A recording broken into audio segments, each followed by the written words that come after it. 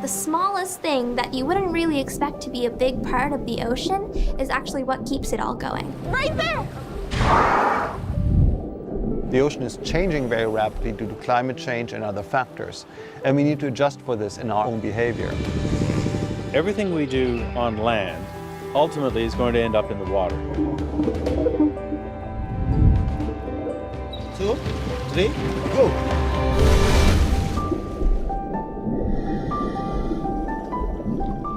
If you give life a chance, it will recover amazingly. This is our life, and we have to take care of it. The weather, animals, humans, we all have a role in the balance of an ecosystem like this. It's rooted in our DNA. It runs through our blood. It's who we are.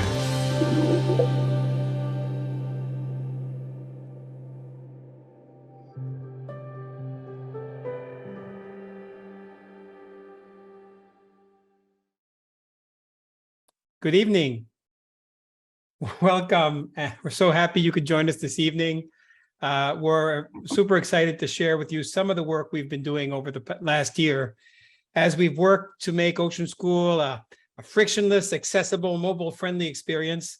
I'm happy to see people coming into the event from all over the country, educators, some National Film Board and Ocean Frontier Institute colleagues, and of course, some of our precious partners. My name is Jacques Gautreau, and along with our scientific director, Boris Worm, I have the privilege of leading the passionate and dedicated Ocean School team. So I'd like to start by just giving you a quick overview of what we have planned. First of all, this event will be in English. However, it will be captioned in French and available on our website, along with the slide deck in the coming days. Alors, n'hésitez pas de poser vos questions dans la langue de votre choix. So what do we have on tap? Well, for those of you who might be unfamiliar with Ocean School, we do want to give you a brief overview of our mission and some of our guiding principles. Our scientific director, Boris Worm, is going to share a little bit of our history and some of the highlights of our journey so far. Then we're really excited to share with you all our new resource library, and one of our education producers, Heather Delagrand, will give us a guided tour. Ocean School has an incredibly knowledgeable and generous teacher advisory group, and one of its key members, Melissa Dent, is here to share how she's been using Ocean School and how she connects it to key curriculum. We'll talk a little bit about partnerships. Ocean School thrives on partnerships, and I want to share with you some of the projects and speak how our resource library has been designed to amplify these partnerships. And we'll bring it all to a resounding finale as we invite Boris and some of our key partners to share their hopes and dreams for the ocean decade. And of course, we're looking forward to opening the floor and to comments and questions. And at that end, I would just like to point out that there is a question and answer function which is enabled in Zoom. Please use it to ask any questions you might have. It also offers you the possibility to upvote some questions that you might find pertinent.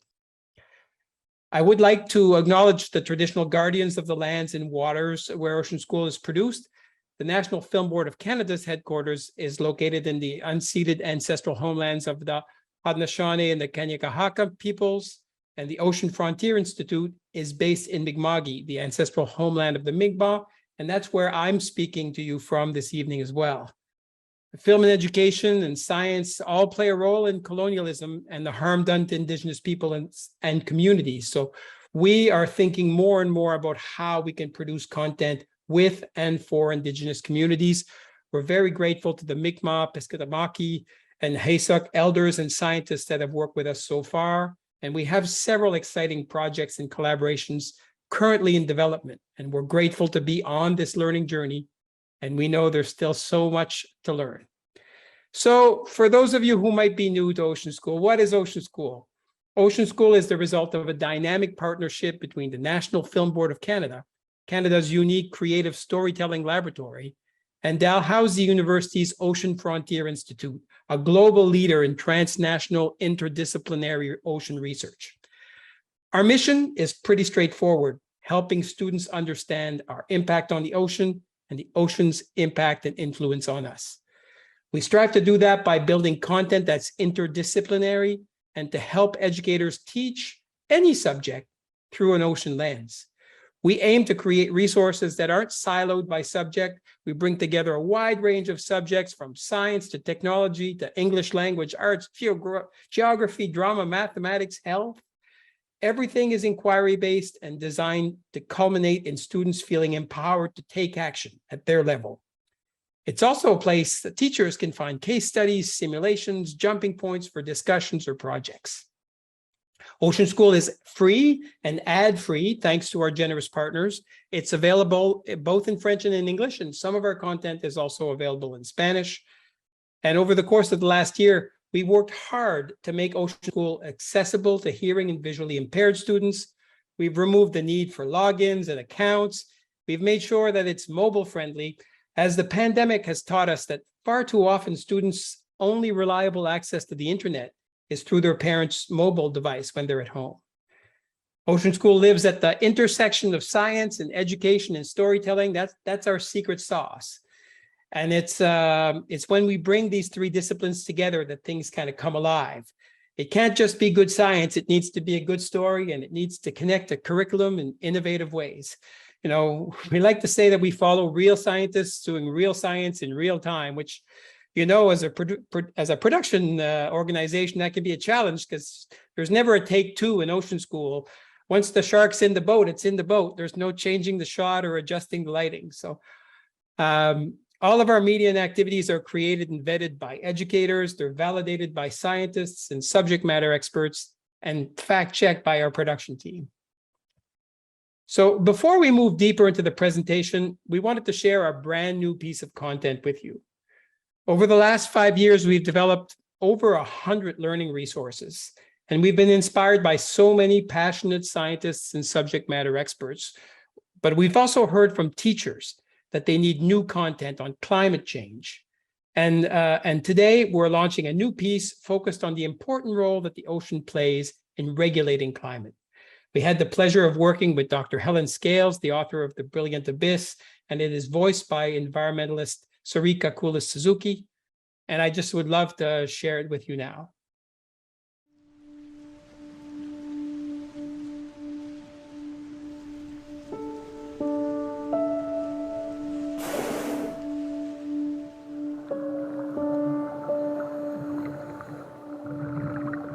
The ocean breathes in and out, like the rhythm of the tides, connecting everything from the outer skies to the deepest seas. And at its heart is carbon. Carbon, the building block of life. It fuels nature's solar-powered machinery. From the redwoods to the savanna, to the eelgrass meadows and kelp forests in the sea, and phytoplankton that together, in such abundance, often paint the ocean green. The captured carbon then passes on through all living things, through krill and fish, birds and whales, butterflies and flowers, and you.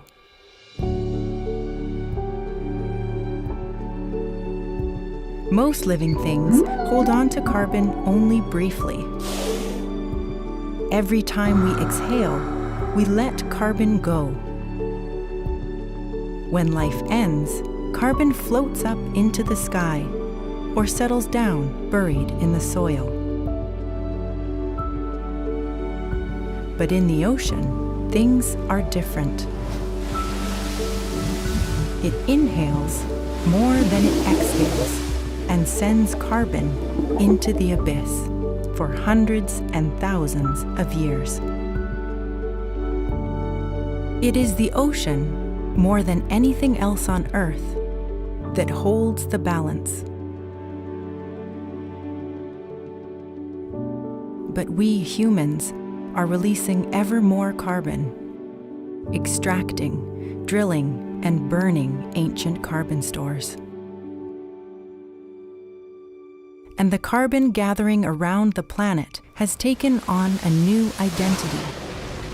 No longer just building and powering life, but now disrupting and threatening it too.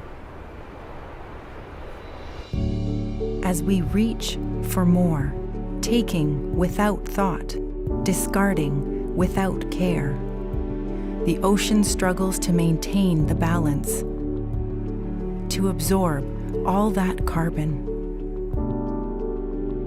How much is too much? How far is too far?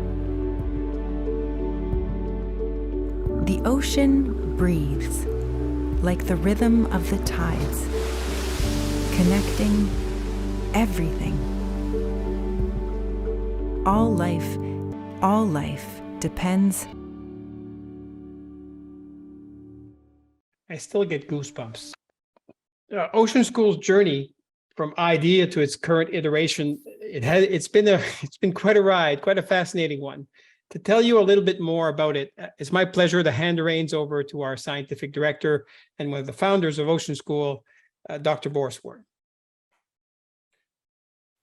Yeah, good evening, everyone. I'm saying hi from the power outage that is Nova Scotia tonight, hence the mood lighting here. But the laptop still is charged, so I hope it remains during this presentation. Just wanted to give you a quick history of Ocean School and how it came about. I've been a marine biologist at Dalhousie University for many years and trying to raise awareness about how important the ocean is to every one of us, whether we live on the coast or inland. And I was feeling I was getting somewhere, but I was really missing the next generation who we really need on board to sustain any of our efforts to improve our relationship with the ocean. I didn't know what to do about this until I went away on a trip to Indonesia in 2010. And I saw what was then a floating ocean school that was maintained by a number of local organizations and international NGOs, going from village to village, engaging kids and teaching them and learning from them and bringing about the best in them with respect to their relationship to the ocean.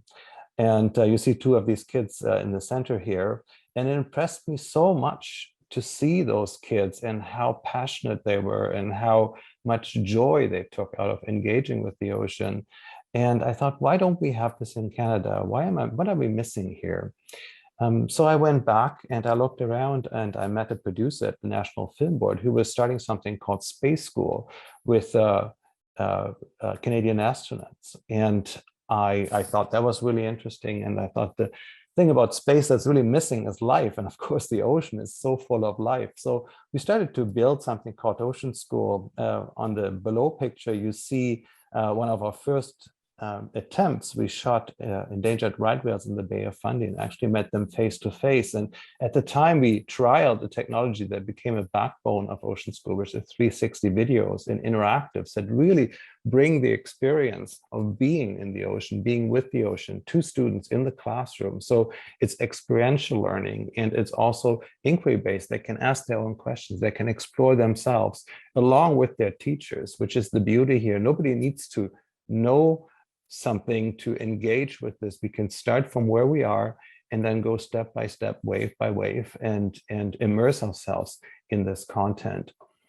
In 2018, we launched our first platform with support from the Department of Fisheries and Oceans, seen on the top left here. And we had students and teachers there, and there was this huge wave of excitement, which then grew during the pandemic when a lot of parents were teaching their kids at home and using immersive content like this that is free to use for anyone in French and English and now in Spanish, came at the right time, at the right place then. Since then, we've been shooting lots of new content, over 100 learning objects, as Jacques has been saying. On the top right, you see a picture from our work with the Helsik First Nation in British Columbia. We're bound to go to the Arctic over the next few months and work with Indigenous people there. So this has become a big focus of our work, but also internationally, new content on migratory species in the Central Pacific or thriving coral reefs in a protected area in Raja Ampat, Indonesia. We've just heard the feedback from teachers about accessibility. And so now we're launching Ocean School 2.0, which has been in the works for over a year. And we're very excited to have everybody here at this important milestone. Thank you for being here. Thank you, Boris. So building the new and improved Ocean School has been a collective effort for sure, with everyone in the Ocean School team contributing in their own way. But the project was fearlessly led by one of our education producers, the talented and rigorous Emily Sheepy. And before we walk you through it, I did want to acknowledge her stellar work, because it really has been a tremendous amount of work. So I'm going to hand it over to the other half of our education producer dynamic duo, Heather Delagrand, to take us through the new and improved Ocean School. Heather? All right. Hi, guys. I'm going to share my screen again. And I get the wonderful task today of showing you guys our brand new site. So this is our new landing page. It's big and bold and simplified. You can learn about Ocean School, you can watch our trailer, and you can go to a landing page tailored for different audiences, so parents, educators, or if you're just an explorer. And we also have a way just to dive into the content right away with some featured collections. So these will usually be our most recent content that you can browse without actually leaving our landing page. But my favorite thing about our new Ocean School is this. We have all these new filters to search and this fantastic new resource library where everything is at your fingertips. So you can search our resource library by topic. You can filter collections by individual resource, grade, time, subject, resource type, all the things that teachers is telling us that they wanted. And everything is really just right here. There's no login. So we're going to go to a collection here. This is a collection we made in Bella Bella with the Health-Sick community, the Health-Sick Nation, and it's all about different ways of knowing and bringing multiple perspectives into our inquiry. And it's really looking at herring and salmon and how the Health-Sick people are interconnected with the ecosystem. And right away, you can see the types of media that are there, the grades, the subjects, key concepts. You can see all the different types of media, little snapshots of each one of them. So there's 9 different pieces in this collection here. And it's really, really easy to share. So you can assign to your class and you can curate this collection or customize it just for your class. So if you want to include an activity or not, or you can turn off different pieces of media if you don't want them to appear. So once you've customized it for your class, you can generate your link. It's this easy. Share to Classroom, share to Teams, or you can cut and paste the link and put it in the LMS of your choice or share it by email, however you want to. You can also share really easily to social media. And another feature that teachers really wanted was to be able to view as a student. So the student experience is a little bit more streamlined. They're not getting all the information the teacher's getting. They get the title. They get a little bit about the collection. They get the overarching question. So as Boris and Jacques were mentioning, all of our content is framed with an inquiry-based learning. And so every collection has an overarching question to lead the learning. And then they're presented with the media, in which they can do in any order. And I'm going to show you, this is a new piece of media. We've started adding interactive trailers for the students to really set up and frame the learning that they're going to do. So this is a really nice piece to help scaffold what they're going to do. So here we are. This is the intro. There's a little trailer, not like the trailers you saw in our pre-game show, but a trailer that shows them really like where they're going, who they're going to meet, and the types of media that they're going to interact with. Once they're done the trailer, they can go to this little about page. In this case, it's really talking about the title. And because it's in Health-Sick, we have an audio of a Health-Sick elder speaking that title.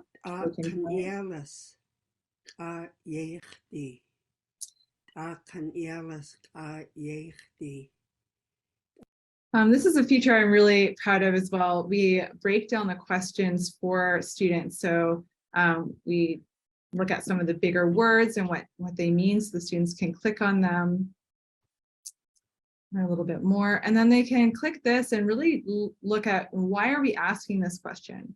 What are we trying to get at? So this is really helping set up their learning again. They can also explore who's in the collection by clicking the different people, and they can get a quote and a little bio. There's Boris. They can click on the place and go into Google Maps and see where they're going, read our land acknowledgement. And finally, in every collection, we're giving a thank you to the people that we worked with. Once they're done, they click on done. And every piece of media in Ocean School comes with an activity. In this case, it's a learning journal to help capture their thoughts and reactions before they continue on through the collection. So here's the learning log. This is just a preview. So they can look at, what they think this collection is all about, what they know about the topic, what they're wondering about. And then there's this nice table, which they could use for every piece of media if the teacher wanted. So what issue or topic was about, why does it matter? So really trying to get them to reflect upon what they're going to learn. This one was filmed in Cocos Island in the Eastern Tropical Pacific. And this one the reason why I want to show you this one is because it has some VR and has a fun interactive, which I'm going to tour you through. And because it has some VR, we have these tips at the bottom of the collection, and these take you directly to our help center. So the interactive I'm going to show you is called How to Play Dive Detectives. And if I click this, it takes me to a how-to. So this is our help center, and it takes you through step-by-step how to use this interactive. So if you need some extra support, it's right there at your fingertips. I'm going to go back. So let's check out this interactive together before we wrap up. So this interactive is all about Cocos Island, and what they're doing is collecting evidence to make a case for protecting the island. It is a collaborative interactive, so you can pair using that QR code. Dive in here. So your mission is to find out why Cocos Island is important to migratory animals. And you meet the 3 animals that you're looking at, the scientists who've helped tag them, and then you dive into this interface. So you're going to look for the species. Over here, there's hints to see where you might find them. There's a dive master, so you can move the boat around to different locations to find the animals. You can dive underwater and see an underwater view. If you're working in pairs, one person can remain underwater while the other person is the dive master. Whoops. And finally, you can make observation notes as you go, which is great because it's going to help you do the activity. So we're going to move over here and do a little dive underwater. You only get 10 dives, so you need to plan carefully. We're going to start our dive. It reminds me that we're going to collect some information. And here we are underwater. We're trying to find, I saw him over there, a manta ray named Darwin. So if I was working with a partner, I could be underwater and in this VR experience, and I could relay all this information to my partner. But because I'm not working with a partner, I'm just going to open this up and I can report all these things. So the water clarity, the animals I saw, and then you can fill out the information about the animal there as well. And once you're done and you found all 3 animals, you click on done and go straight to the activity.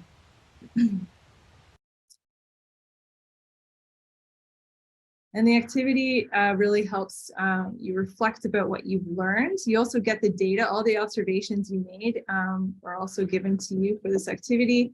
You do this little reflection and thinking about, what is a critical habitat and why is Cocos Island important? And then you plan your argument. So really scaffolding how to make a persuasive piece.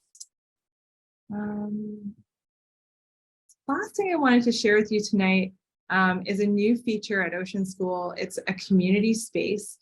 So in this space, we're going to share vlogs from our teachers, teachers who are using this. We're going to share articles from scientists. We're going to share events. So it's really a space, well, we hope to promote more community around Ocean School, to show and share how Ocean School is being used, and also have a space where we can share the most, like the science that's being done that we're not covering in our videos. So we really hope that you come to this space, that is a space that it's also useful for you, and we're really excited about it. So I'm going to leave it off there and pass it back to Jacques. Thank you, Heather. I mean, that's one of over 100 learning objects that are available in Ocean School. But one of the essential ways that Ocean School reaches its intended audience, the students from grade 5 to 12, is through the work of innovative educators. Melissa Dent is a talented, experienced educator who is curious and creative and loves to take risks in their learning process. She's also a much beloved member of our teacher advisory group. And so we asked her to join us and to share some of her experience with Ocean School in the classroom. Melissa, it's great to see you. Great to see you too. All right, can you hear me? We can. Excellent. So experienced is a way to just call me a little older, right? All right, so you said 3 to 5 minutes. Hopefully somebody's timing me. Go for it. And please, anybody who is here, who is an educator, who has questions, this is the time to ask. So you asked me to talk a little bit about how I use Ocean School in the curriculum, but before I talk about that, I need to tell you that as an educator, the curriculum is the least important thing for me. The most important thing is that we are developing creative, critical thinking, global citizens. And in order for students to learn to be stewardships of the earth, they have to have an understanding of it. And as the ocean is, you know, over 70% of the earth, I was so excited when I found Ocean School because I wanted the kids to experience what I did when I went diving, when I learned about the reefs, when I was there with the sharks in front of me. And with the virtual reality, they're able to do that, right? They're able to actually go in and see it. So that is one of the things that I found absolutely essential to awaken in them a sense of, I guess, the sacred that the ocean is, right? Everything is available in Ocean School. You'll notice it's in Google Slides and in PowerPoint. As an educator, I also love that you don't have to go over all the content ahead of time and then develop your own lessons and then decide, you know, how are you going to hook them? How are you going to draw them in? Instead, you are able to pull up what you need, take a little bit if you only have a little bit of time, or do a deep dive without actually having, like, I am not a marine biologist. And if I could, I would, you know, pack all the kids up in a bus and fly them out to the ocean and have them talk to marine biologists. But instead, I have, you know, a virtual Dr. Worm that is able to interact and engage with them. The other things that are super important, I want to talk about, like, the UN sustainability goals. That's one of the things that we work into a lot of our lessons. And Ocean School definitely meets one of the goals, which is life below water, goal 14. Real fast, I didn't even talk about the curriculum. So as a grade 7 teacher, I definitely use Ocean School in geography. We talk about sustainability. We use it in science. We've been known to use it in history as well, because we're connecting Indigenous ways of knowing, and we're learning, you know, past versus present, and better ways to interact. So those are the two main ones, but also, of course, there's tons of language.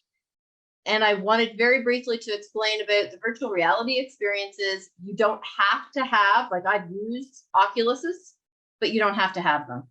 And if you have students who are sensitive, they can do them on an iPad and control the motion themselves. And they can even do it on a Chromebook and use a mouse.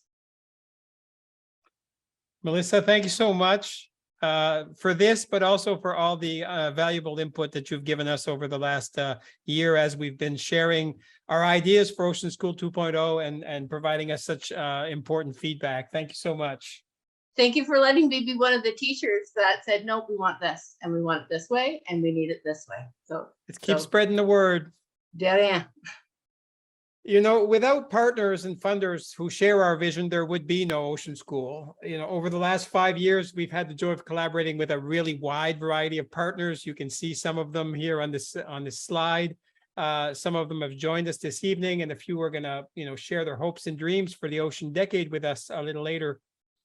But I did want to highlight one partner with whom we have partnered on several collections that are coming in the coming months to Ocean School, and that's Dr. Chelsea Rochman from the University of Toronto and her very aptly named Trash Team. What's been really exciting is to create content that's going to live both on Ocean School and on their site. And I think it's a great example of how we can collaborate and grow both the reach of both organizations. And it's important to note that this, as Heather sort of showed you, the new collection-based approach, it does make it much easier for us to create collections that combine original Ocean School content with content developed with or by some of our partners. So in the coming months, you're going to see collections built in partnership with the Hakai Institute, with 5 gyres from the US, and we really hope that that list is going to keep growing in the coming months. Now, we're presently working on 2 exciting projects that are sort of generously supported by the Department of Fisheries and Oceans. One is focused on helping build greater societal engagement and capacity around marine protection. And the second one is focused on developing a framework that we can use to create authentic and impactful co-creation with community partners. And we're really proud to say that that project has been selected as an official action of the UN Decade of Ocean Science for Sustainable Development. Obviously, for a project like Ocean School, this decade and the energy that's around it, it's been very invigorating. So I'd like to start by asking Boris to share with us some of the hopes and dreams that he has for this decade in the context of Ocean School, but also in the context of his work as a scientist. Boris, you want to kick us off? Sure, thanks, Jack. And just to say, as an ocean scientist, this is a lifelong dream come true. I mean, as a global citizen, to see the United Nations declare a whole decade in the name of ocean science for sustainability. And with that comes a really transformative vision to improve the relationship we have as people with the ocean that surrounds us and that nourishes us and that supports all life on Earth. Specifically, the objectives of the decade is to create a cleaner ocean, a healthier, more resilient ocean, a more productive and predictable ocean, a safer ocean, one that is more accessible to more people. And also, and this of course speaks most to what we're trying to do with Ocean School, an inspiring and engaging ocean that actually means something to anyone on the planet, where everyone feels part of this ocean planet. Canada is playing an important leadership role in the Ocean Decade. And again, we're proud to be one of the projects picked by Canada as their Ocean Decade featured projects. Just personally for me, I have seen a lot of change in the ocean. We've just witnessed Hurricane Fiona here in Nova Scotia and the Maritimes, and the destructive force that the ocean can have through the effects of climate change, for example. So it's paramount right now to understand much better how we relate to the ocean in a way that it doesn't threaten us, but it nourishes us, it supports us, and we support it in turn. And that's really our vision in Ocean School. And I personally would like to work towards a more positive vision of the ocean, where it's not seen primarily as a threat or a victim of what we do and take from it, but something that we work within to create a more healthy, just and sustainable society. So I hope you can join me in this vision, and that we can help classroom by classroom to make this a reality with the kids who will lead this progress in the future. So thanks again. Thanks, Boris. You know, the Department of Fisheries and Oceans has been an essential partner for Ocean School from the outset. And you know, if Canada's seen as a leader in ocean literacy, it's in large part to that leadership that they've shown. one of the key initiatives in the context of the decade has been the creation of the Ocean Decade Office. And so I'm happy to introduce and to ask her to share her hopes and dreams for the decade, the office's director and driving force, Lisa Paramaki. Lisa, thanks for being with us.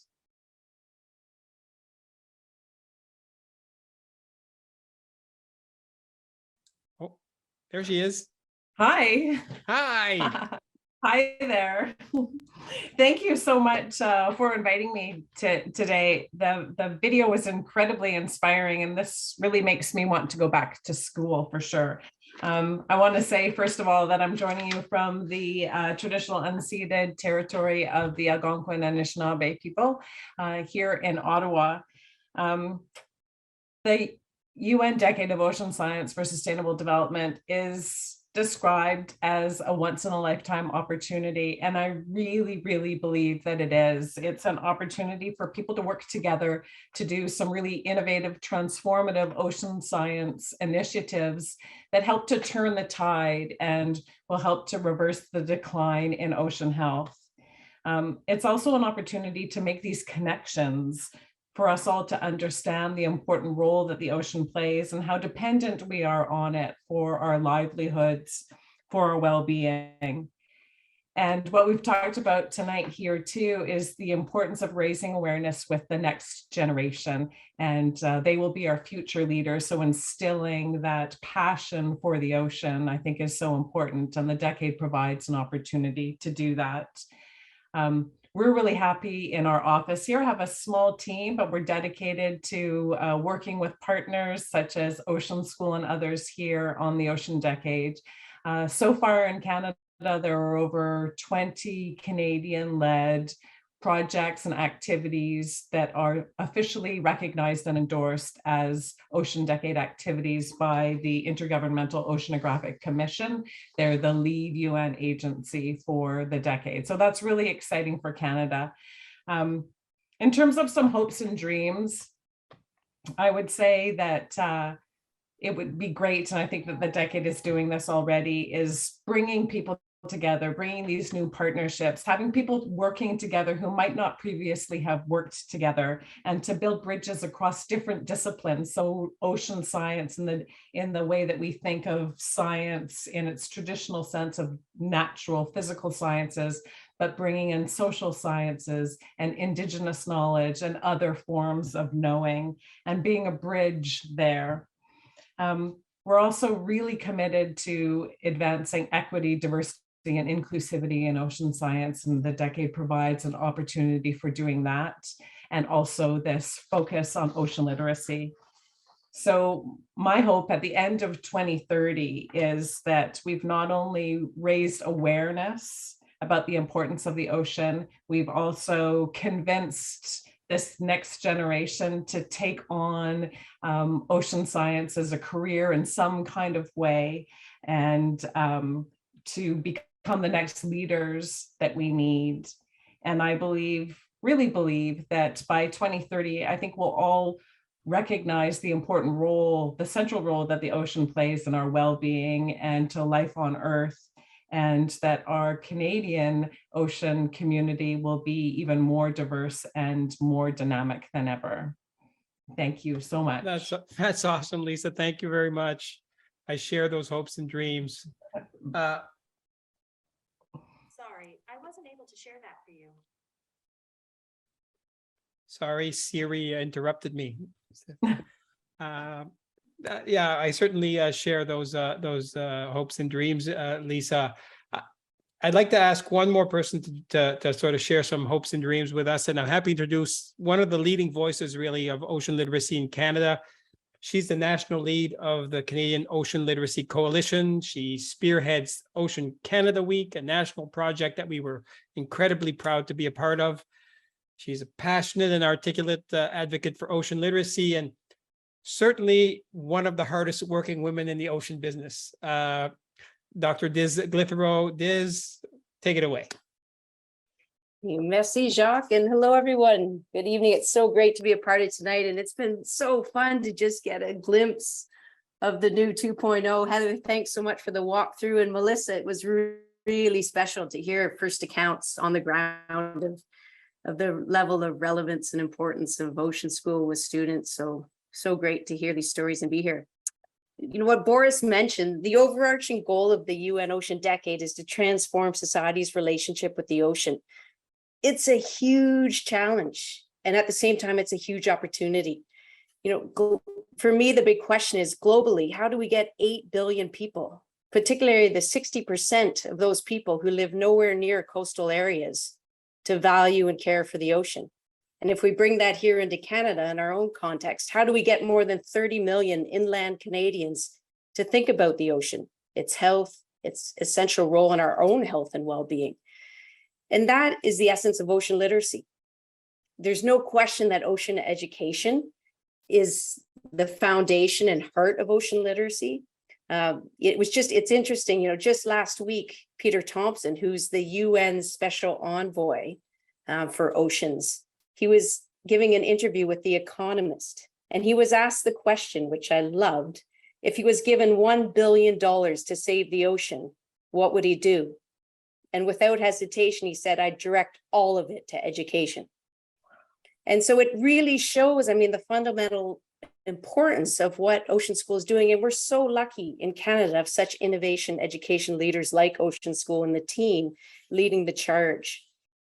But for me, I think, I think, you know, there's, as important as ocean education is, and to follow the leadership and support work like Ocean School's doing, we also have to collectively think of ocean literacy as so much more than just ocean education in formal schooling and curriculum. And so for me, when I think of the decade and hopes and aspirations for 2030, along with embedding ocean education into the curriculum for kids, I'm thinking about families. How do we bring ocean learning and engagement into public libraries, aquariums, you know, artist exhibitions, places where families gather, into parks, into local green spaces? You know, how do we bring young adults and early career professionals into raising awareness about really unique and exciting ocean career related opportunities, directing talent, new innovation and ideas, and getting the best and brightest and most diverse people in Canada driving towards really neat careers in the ocean and freshwater spaces. I also think about businesses. It doesn't matter what kind of business it is. It could be Saskatchewan having nothing to do, you know, on the surface with the ocean. And yet it's essential that any small, medium business owner going forward ensures that every practice that they do, every regulation they put into practice, every decision-making and choice is done so with ocean positive behavior and climate positive behavior in mind. And I think about media, culture, arts, how are stories told? How is the knowledge shared? How is ocean science communicated? Like, it's, for me, I think the big thing is, how do we make every person, regardless of where they live and what work they do, see themselves as an active participant in this? And that's that civic responsibility we need to foster. And so when I, you know, look ahead to 2030, I just imagine if we could have where, you know, you see conservation activities, restoration projects happening in every community. You see creation of public spaces where access to water, to play, where you can learn and connect is available for everyone. And celebrations that are bringing people together, sharing knowledge, music, stories, you know, all those things that help foster an ocean culture and identity in Canada, because we are the country in the world with the longest coastline, 50% of it in the Arctic, and the most ocean literate people in Canada are Inuit and coastal First Nations. You know, we have such a remarkable opportunity to learn, share, grow, and lead together. So I feel very lucky to work with partners like Ocean School, DFO, and many others here to help drive this charge. Thanks for having me tonight. Thank you so much, Diz. You always set the bar really high, but at the same time, we know you're going to be there to help us try and work our way over it. Listen, that's the kind of what we wanted to share with you today. I know there are some attendees there. If you have some questions, feel free to either lift your hands or unmute your mics. And even in the panelists, if Boris or Lisa or Diz, you have questions for anybody, feel free to speak up now. We'll see if people are shy on a Tuesday night. Could be the case.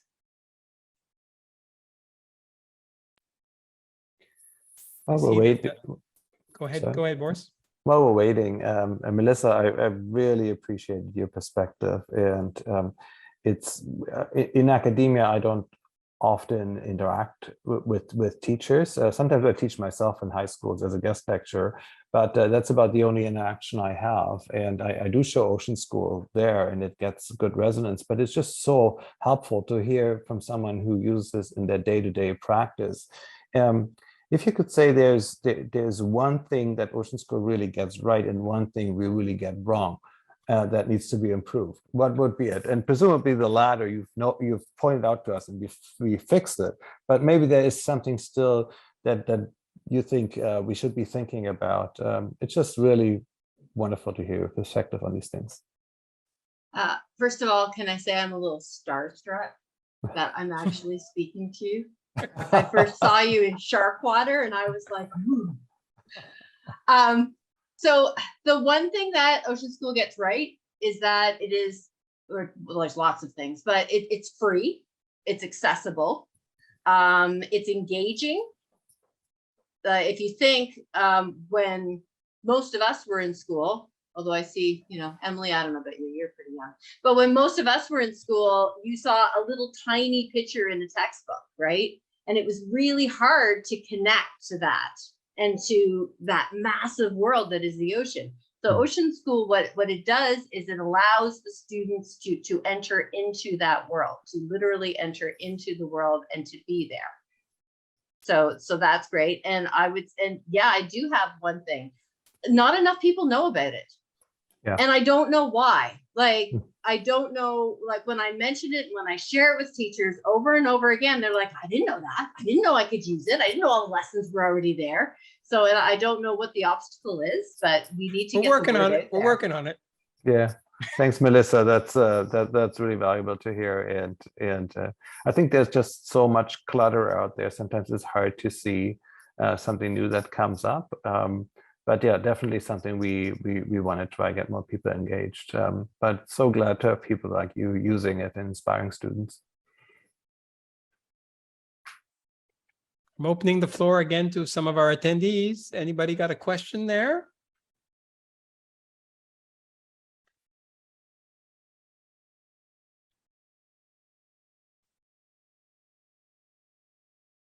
Well, I think we have a quiet group today. Well, then I think we're gonna, wrap this up. But I do want to thank all the participants, and I do want to particularly thank the Ocean School team.